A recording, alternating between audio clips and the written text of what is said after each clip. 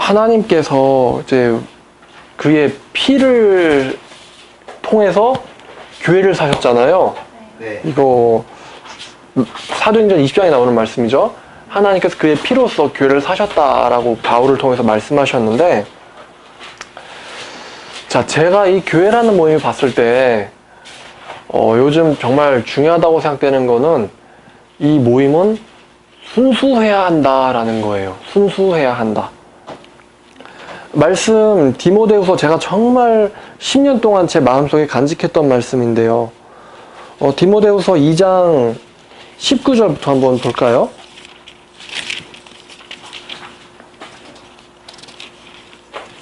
자, 디모데후서 2장 19절부터 보면, 그러나 하나님의 견고한 터는 섰으니 인침이 있어 일렀으되, 인침이 있다라는 거는 주님께서 자기 백성에게 인을 치시는 거죠.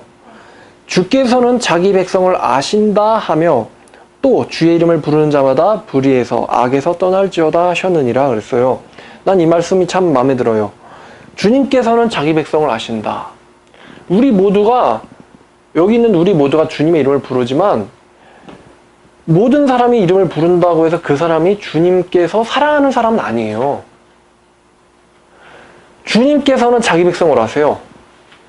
그러니까 마지막 때, 심판 때 주님 앞에 가가지고 나 주님의 백성인데요? 근데 난 너희를 도무지 알지 못한다.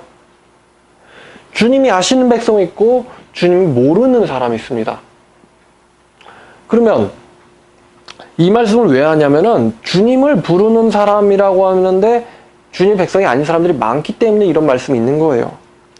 큰 집에는 금그릇과 은그릇뿐 아니라 나무그릇과 질그릇도 있어 귀하게 쓰는 것도 있고 천하게 쓰는 것도 있나니, 그러므로 누구든지 이런 것에서 자기를 깨끗하게 하시면 귀히 쓰는 그릇이 되어 거룩하고 주인이 쓰심에 합당하며 모든 선한 일에 준비함이 되리라. 그러니까 하나님께 쓰임받고 싶다면, 하나님에게 알려지고 싶다면 자기를 깨끗하게 하여 귀히 쓰는 그릇이 되어라 라는 말씀을 바울께서 우리에게 주시고 있는 거예요. 이 22절 말씀이 저에게 정말로 10년 동안 큰 감동을 줬던 말씀인데, 또한 너는 청년의 정욕을 피하고 주를 깨끗한 마음으로 부르는 사람들과 함께 의와 믿음과 사랑과 화평을 따르라, 추구하라. 여기서 제가 정말 간절히 보이는 단어가 주를 깨끗한 마음으로 부르는 자들이라는 이 단어들이 저한테 정말로 이게 마음 가운데 간절함으로 와닿아요. 제가 교회를 정말 20개, 30개 넘게를 돌아다녀 보고 또 지난 10년 동안 수많은 청년들을 제가 찾아보면서 주님을 부르는 자, 깨끗한 마음으로 주님을 부르는 자, 순수한 마음으로 주님을 갈망하는 자, 이런 청년 제가 만나기를 정말 간절히 갈망했어요. 언젠간 만날 것이다. 지금은 눈물을 흘려도 언젠간 만날 것이다. 교회에서 쫓겨나고, 교회에서 미움받고, 교회에서 알아주지 못할 때, 그럴 때 언젠간 저 주님을 순수하게 부르는 자들을 언젠간 만날 것이다. 그 소망 하나로 지금 여태까지 살아왔습니다. 다행이에요. 지금은 좀 만난 것 같아서. 여러분, 주님의 모임은요, 신부의 모임이기 때문에 아주 순결해야 합니다. 그렇다고 한다는 것은 주님의 모임은 숫자가 중요하지 않다는 거예요. 사람들은 숫자를 중요하게 생각하고, 사람들은 규모를 중요하게 생각하고, 사람들은 그 행사에 얼마가 들었냐, 이거를 중요하게 생각하는데 주님은 전혀 그렇지 않다는 것입니다. 주님은 사람의 숫자나 규모나 아니면 들어간 돈이 아니라 얼마나 순수한 사람들이 모여 있느냐. 주님은요, 양이 아니라 순도를 보세요. 주님은 절대적으로 순도를 보십니다. 예루살렘 성에 하나님을 따른다고 하는 사람들이 많이 있었지만 주님의 이름을 순수하게 부르는 사람 한 명이 없어서 망했다는 사실을 우리는 예레미야 5장 1절 말씀을 통해서 우리는 알고 있습니다. 또 소돔과 고모라도 마찬가지였죠. 주님의 이름을 순수하게 부르는 자 단 10명이 없어서 소돔과 고모라가 망했어요. 근데 주님께서 말씀하셨습니다. 마지막 때에는 차라리 소돔과 고모라가 더 견디기 쉬우리라. 얼마나 더러운 도시입니까? 천사들을 보고는 우리가 천사들과 함께 상관하겠다 하면서 롯을 뒤로 밀치고 그 문을 부시고 들어가려고 했던 소돔 사람들을 생각해 보세요. 미친 도시였어요. 하지만 말세에는 그 도시가 말세의 도시보다 훨씬 더 견디기 쉬울 것이다. 한국교회가 이러한 도시들 가운데 세워져 있습니다. 제가 정말 안타까운 건 이 교회들이요, 사회에 영향력이 없다는 것입니다. 여러분 한번 제 말이 맞는지 틀린지 한번 대도시에 내노라 하는 거리들에 서서 그 근처에 있는 교회들이 그 소돔과 고모라 같은 곳에 영향력을 끼치고 있는지 한번 살펴보세요. 저는 하루 종일 서서 살펴봤어요. 아침부터 자정까지 서가지고 과연 그 도시에 있는 교회들이 그 도시에 얼마나 거룩하고 선한 영향력을 끼치고 있는지 저는 살펴봤습니다. 근데 영향력이 없어요. 한국 교회가 오늘날 영향력이 없습니다. 근데 역사책을 보면 그렇지 않더라고요. 있었습니다. 기독교인이 겨우 1%도 안 되던 0.4%였을 때 독립운동의 한 중심에는 기독교인들이 서 있었어요. 근데 오늘날에는 그렇게 많은 물질과 사람들을 갖고 있으면서도 이러한 대도시에 있는 거리들, 유흥가들 이런 데 끼치는 영향력이 정말로 그 술집에서 단돈 5,000원, 6,000원 받고는 찌라시 뿌리는 사람만큼도 없습니다. 엊그제 막 개업한 술집만큼도 한국교회가, 대형교회가 영향력이 없다 이 말입니다. 지금도 이 순간에 어느 거리에 가면은 제가 아는, 그 사람은 절 모르죠. 제가 아는 그 사람이 술집 전단지를 들고는 뿌리고 있을 거예요. 그 전단지를 뿌리는 그 단돈 5,000원, 시간당 5,000원에 고용된 그 사람만큼보다도 영향력이 없다 이겁니다. 한국 교회들이. 이게 현실이에요. 왜 그럴까요?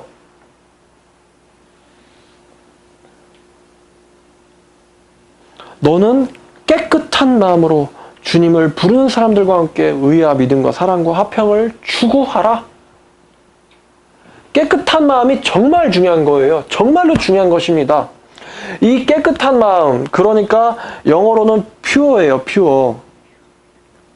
이 순수한 마음으로 주님을 부르는 사람들, 좀 더 우리가 이거를 깊이 들어간다면은 마음 가운데 우상이 없는 자들, 마음 가운데 우상이 없이 오직 예수님이 내 삶의 전부가 되시고 예수님의 계명을 따르는 삶이 나의 삶의 목표이자 삶의 방식이 되는 사람들, 이 사람들과 함께 믿음과 화평을 추구하는 것이 교회인데, 오늘날 사람들을, 교회 다니는 사람들 마음속엔 너무나 많은 우상들이 그들의 마음 한중심에 자리 잡고 있습니다. 전혀 깨끗하지가 않아요.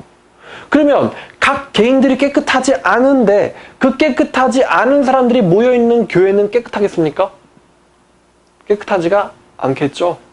그 깨끗하지 않은 교회, 주님께서 역사하시지 않는 교회가 세상 가운데 선한 영향력을 끼칠 수 있겠습니까? 끼칠 수 있을 것이라고 생각하는 것이 참 바보 같은 일입니다. 오늘날이 딱 말세죠. 옛날부터 말세이긴 했는데 유독 그런 것 같습니다. 얼마나 이 깨끗함이라는 것이 중요하냐면은 마태복음 3장 12절에 그렇게 제가 강조하고 중요하게 생각하는 말씀이죠. 우리 예수님이 어떤 분이십니까? 사랑만 하시는 분이신가요? 용서만 하시는 분이십니까? 우리 예수님이 사람 모으려고 혈안이 되신 분이십니까? 우리 예수님이 대형교회 세우려고 혈안 되신 분이십니까?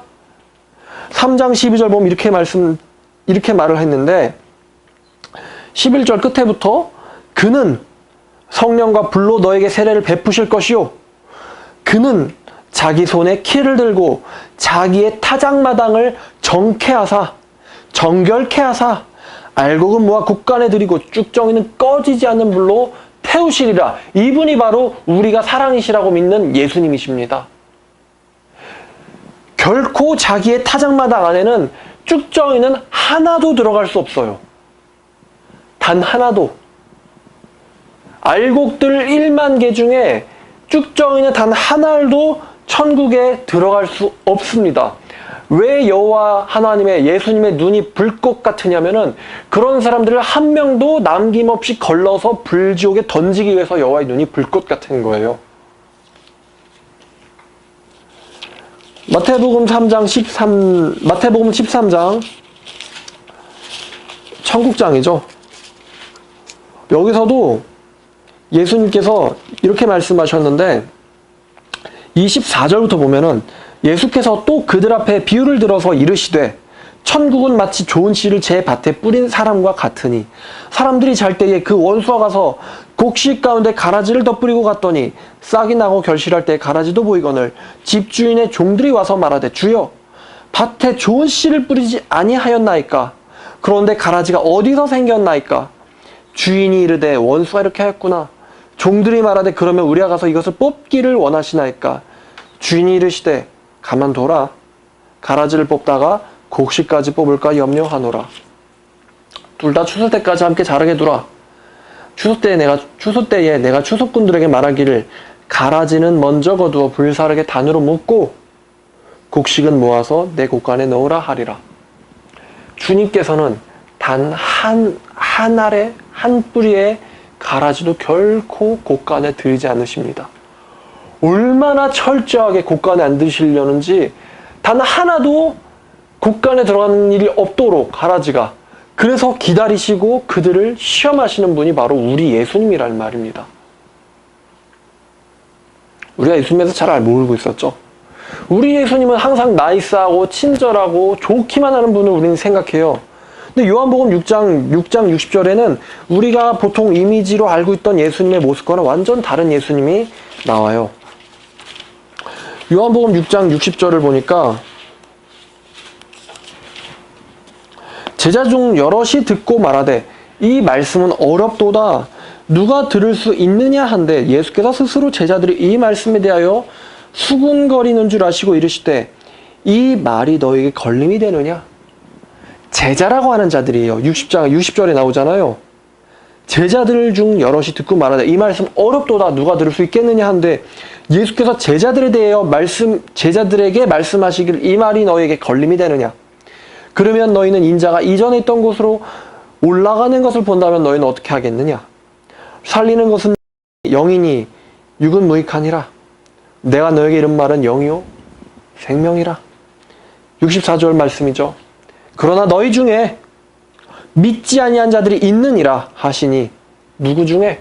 이 제자 중에 믿지 않는 자들이 있느니라 하시니, 자칭 제자들이죠. 예수께서 믿지 아니하는 자들이 누구며 자기를 팔 자가 누구인지 처음부터 아심이로라. 예수님께서는 이들을 용납하지 않으세요. 또 이르시되 그러므로 내가 예전에 너에게 말하기를 내 아버지께서 오게 해주지 아니하시면 누구든지 내게 올 수 없다 하였노라. 그 제자들에게 말씀하시니라. 그러자 그 말을 듣고는 그때부터 그의 제자 중 많은 사람들이 예수를 버리고 떠나가고 다시는 예수와 함께 다니지 아니하더라. 예수께 쫓아보낸 거예요. 너네들은 내 제자 될 수 없다. 아버지께서 허락해 주시지 않은 자들은 내 제자가 될 수 없다. 그렇게 그 제자라는 자들에게 말씀하셔서 그들을 떠나보냈어요. 지옥 가게 하신 거죠. 왜요? 예수님은 순수하길 원하시니까. 예수님은 그 모임이 순수하길 원하시니까. 그래서 내보낸 거예요. 정케하는 방식엔 두 가지가 있죠. 가짜를 진짜로 변화시키거나 아니면 가짜를 빼버리거나.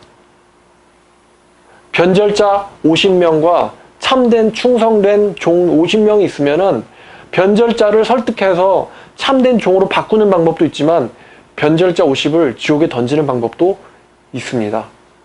그러면 순도는 어떻게 되든 100%로 올라가죠.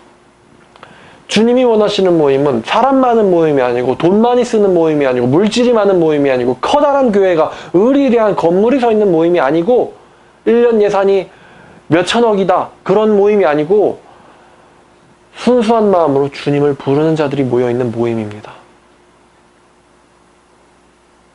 천주교요? 20억이라고요? 의미 없어요. 개신교 3억 5천? 의미 없어요 그거. 한국기독교 500만, 1200만? 의미 없어요. 가짜들은 다 걔네들 때문에 지금 교회가 문제가 일어나잖아요. 가짜들 때문에 교회가 문제가 일어나잖아요. 진짜들이 문제 많이 일으켜요. 진짜들은 문제 별로 안 일으켜요. 문제 일으키고는 회개하려고 막 안달이지, 문제 일으키고 회개 안 하고 뻔뻔한 사람들은 다 가짜들이에요. 그들이 문제 일으키고, 그들이 주님 욕먹이고, 그들이 한국교회 이미지 다 깎아먹어요. 그들을 우리가 품에 두려고 할 이유가 없어요. 그들은 전도 안 해요. 그들은 말씀 안 봐요. 그들은 영혼구원에 관심이 없고, 그들은 자기 성화에 관심이 없고, 자기의 경건과 거룩과 예수님 앞에 서는 그 삶에 관심 없어요. 그들은 예수님 오실 거라고 기대하지도 않고, 내가 예수님 앞에 서는 날이 올 것이라는 것도 인식하지 못해요. 그들은 그리스도인이 아니에요. 그들은 예수 믿는 사람도 아니고 신자도 아니고 기독교인도 아니에요. 근데 왜 그들이 교회 안에서 리더를 하고 봉사를 하고 장로하고 목사하고 신학 교수하고 왜 그럽니까? 뭘 위해서? 뭘 흐리려고? 그런 놈들은 다 쳐내야 돼요. 그래야 교회가 삽니다. 그래야 살아요. 아무리 살아있는 신자라 할지라도 영향력을 받거든요. 도망가야죠. 보디발 장군의 아내가 유혹하면 도망가야죠. 그런 것처럼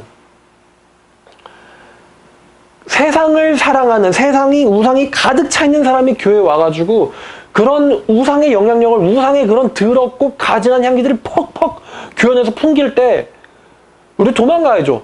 근데 교회가 여기 있는데 어디로 도망갑니까? 도망을 못 가면 내보내야죠. 왜 우리가 교회를 세우고 왜 교회에 우리가 모이는데요? 예수님 사랑하고 섬기려고 모인 거잖아요. 우리가 예수님 워십하려고 모인 거잖아요. 우리가 뭐 세상 얘기하려고 모였습니까? 영화 얘기하려고 모셨습니까? 뭐 이거 끝나고 커피 먹으려고 모였습니까? 뭐 골프 치러 가려고, 볼링 치러 가려고 모였습니까? 왜 모였어요 이게? 하나님 말씀 더 알길 원합니다. 사랑하길 원합니다. 주님 말씀대로 더 순종하길 원합니다. 그런 사람들과 동역하길 원합니다. 그런 자들과 사귐 있길 원하고 같이 거룩해지길 원하고 같이 복음 전하길 원하려고 모인 거잖아요. 그게 교회잖아요. 사교 모임도 아니잖아요. 이거는 문화센터도 아니잖아요. 결혼하려고 선보려고 나오는 데도 아니잖아요. 연회당도 아니잖아요. 예배당이죠. 왜 한국교회가 500만, 1000만, 막 10,000명, 20,000명, 30,000명 이렇게 되는 신자들을 잔뜩 갖고 있으면서도 자기들 바로 코앞에 30m, 50m 앞에 있는 유흥가에 전단지 5,000원 시급받고 전단지 돌리는 사람만큼도 영향력이 없는지 한번 생각해 보세요. 길거리에서 예수님의 향기가 일어나는지 생각해 보세요. 사도 바울이나 사도 베드로 때는 그렇지 않았어요. 예수 믿는 사람들이 얼마나 영향력이 큰지 얘네들 냅두면은 로마가 와서 우리나라 쓸어버린다. 얘네들 억압해야 된다. 얘네들 잡아 죽여야 된다. 그 정도로 세상 정권이, 교회가, 권세 잡은 자들이, 모세의 회당, 모세 자리에 앉은 자들이 이 제자들을 무서워했어요. 너네들 예수님의 이름으로 말하지 마라. 협박했어요. 그래서 그들이 이렇게 대답했어요. 하나님 앞에서 예수님의 말씀을 듣는 것이 옳은지, 하나님의 말씀을 듣는 것이 옳은지, 니네 말 듣는 것이 옳은지, 니네가 한번 판단해봐라. 그들이 그렇게 선포하고는 오히려 능욕받음을, 채찍에 맞음을 기뻐했어요. 전도에다 채찍 맞았다. 뭐 그런 일이 일어나지도 않지만 하나님의 은혜로 무시 한번 당할까봐 절대 전도 못하잖아요. 평생 동안 영원히 절대 난 전도 못한다. 나는 예수님의 이름 때문에 쪽팔리는 경험을 당하는 거를 절대 못 당한다. 오직 내가 하는 전도는 성공하여 위에서 마치 공수부대가 물자 뿌리듯이 돈을 퍽퍽퍽 뿌리는 이런 물질 선교다. 이게 내가 할 선교다. 나는 절대로 실전에 나가지 않는다. 왜? 나의 자존심은 소중하니까요. 이런 식으로 하지 않았단 말입니다. 사도들이. 예수님도 그렇게 하지 않으셨단 말입니다. 그 무시와 멸시의 선봉장에 예수님이 서 계셨어요. 노방전도 최초로 하신 분이 바로 예수님이에요. 바리새인들과 실전으로 논쟁하신 분이 예수님이고요. 반대자들 잠잠케 하신 분이 예수님이고요. 하나님의 영광을 드러내신 분이 예수님이었어요. 우리의 모임이 그래야 합니다. 저는요, 뭐 바라지도 않지만, 아니, 말 잘못했다. 하여튼 20만 명의 썩어있는 사람들이 모여있는 교회의 담임 목사직보다 차라리 순수한 마음으로 주님을 부르는 청년 한 사람과 같이 둘이서 평생 도역하는 게 차라리 낫다 싶습니다. 세상 얘기하는 사람들과 같이 친구가 돼가지고 같이 세상 얘기할 거면은 내가 왜 이 길을 가겠어요?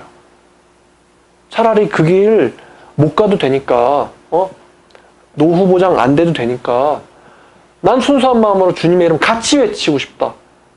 그러려고 온 거거든요. 우리 모두가 그랬으면 좋겠어요. 순수한 마음으로 주님 부르고 싶다.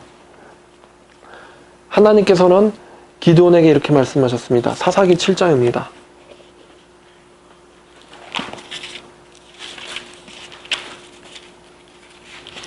사사기 7장 2절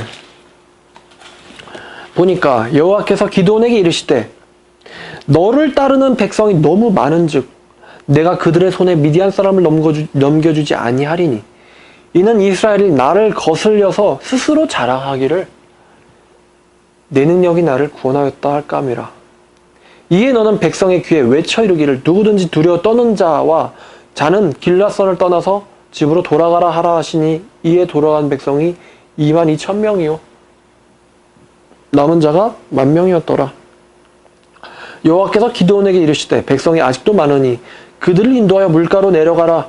거기서 내가 너를 위하여 그들을 시험하리라. 내가 누구를 가리켜 내게 이르기를 이 사람이 너와 함께 가리라 하면 그는 너와 함께 갈 것이요 내가 누구를 가리켜 내게 이르기를 이 사람은 너와 함께 가지 말 것이니라 하면 그는 가지 말 것이니라 하신지라. 이에 백성을 인도하여 물가에 내려가며 여호와께서 기드온에게 이르시되 누구든지 개가 앓는 것 같이 혀로 물을 핥는 자들은 너는 따로 세우고 또 누구든지 무릎을 꿇고 마시는 자들도 그와 같이 하라 하시더니 손으로 움켜 입에 대고 핥는 자의 수는 300명이요 그 외의 백성은 다 무릎을 꿇고 마신지라. 여호와께서 기드온에게 이르시되 내가 이 물을 핥아먹은 300명으로 너희를 구원하여 미디안을 네 손에 넘겨주리니 남은 백성은 각각 자기의 처소로 돌아갈 것이니라 하시니 이에 백성이 양식과 나팔을 손에 든지라. 기드온이 이스라엘 모든 백성을 각각 그의 장막으로 돌려보내고 그 300명은 머물게 아니라 미디안 진영은 그 아래 골짜기 가운데 있었더라. 12절 보니까 미디안과 아말렉의 동방의 모든 사람들이 골짜기에 누웠는데 메뚜기의 많은 수와 같고 그들의 낙타가 수가 많아 해변에 모래가 많음 같은지라. 많음 같은지라. 근데 이 해변에 모래 같은 이 낙타들과 이 기드온 병사들, 메뚜기 같은 병사들 300명이 해치웠죠. 많다 이거죠. 여호와께서는 22,000명, 32,000명 많다. 난 구원은 사람의 수의 많음 적음에 있지 않다. 오직 여호와의 능력에 있다. 근데 여호와의 능력이 어떤 사람들을 통해서 나갑니까? 순수한 마음으로 주를 부르는 사람들을 통해서 나갑니다.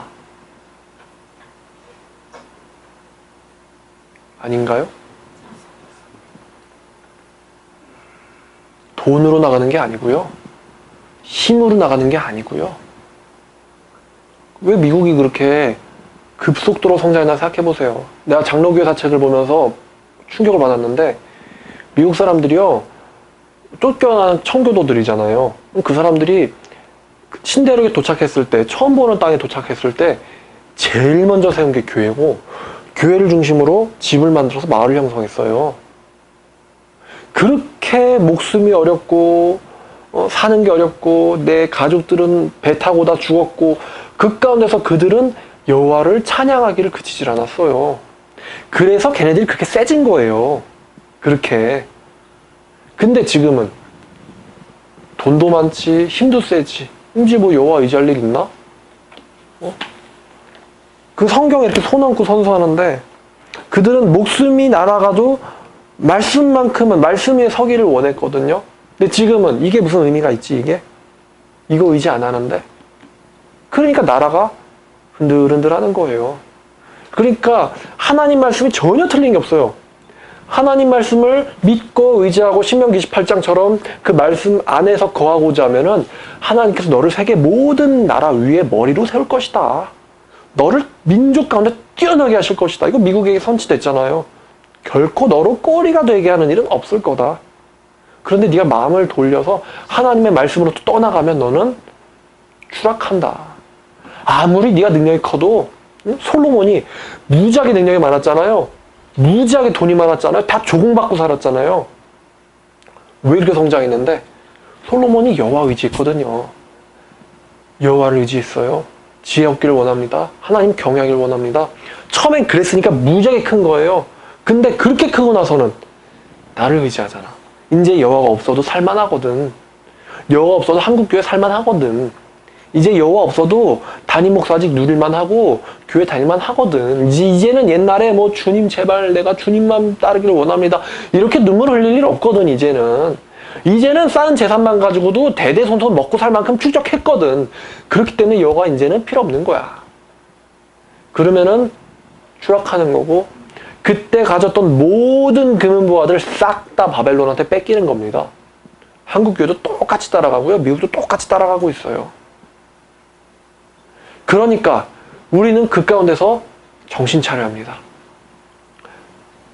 이스라엘의 숫자가 바다 모래 같을지라도 주께서는 그 남은 자만 구원하실 겁니다. 그 남은 자가 없다면 우리는 다 소돔과 같고 고모라와 같이 되었을 것이다. 로마서에 있는 말씀이죠.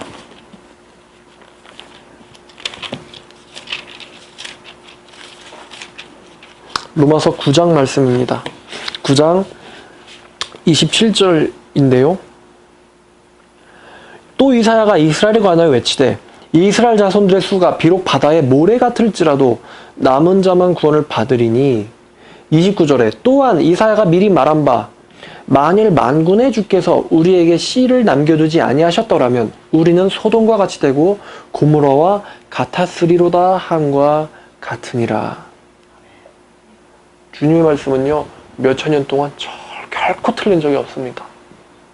여러분 여호와의 모임은 하나님의 모임은 순수해야 합니다. 순수하지 못하면 반드시 쳐내십니다. 나는 네가 차든지 덮든지 하길 원한다. 그렇지 않으면 내가 너를 이토록 네가 미지근한다면 내가 너를 아예 버리겠다. 첫사랑 회복해라. 죽기까지 충성해라. 너는 차든지 덮든지 해라. 내가 문 밖에 서서 네 마음은 두드린다.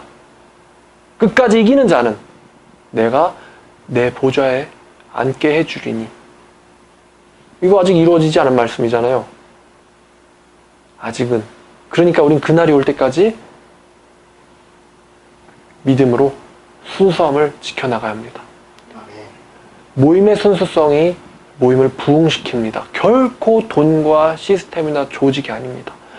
하나님 깨끗한 마음으로 주님의 말씀을 따르는 자들이 바로 교회를 부흥시키고 나라의 희망입니다. 온 세계의 희망입니다. 기도하겠습니다. 하나님 아버지, 순수하지 않고 부할진데 차라리 순수하고 가난하길 원합니다.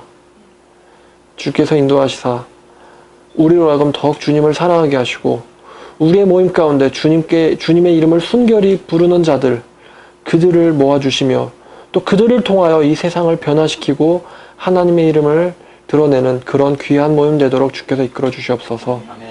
한국교회와 온 세계교회의 희망이 이들 손에 달려 있습니다. 주님께서 이들에게 맡겨주셨습니다. 주여, 우리가 정신 차려 더욱더 열심히 사명감을 가지고 전진해 나가는 모임 되도록 이끌어 주시옵소서. 전쟁에 임하는 자마다 이 생의 일들에 얽매이지 아니한다 라고 하셨습니다. 주여, 우리를 군사로 써주시옵소서. 감사드리며 예수님의 이름으로 기도드렸습니다. 아멘.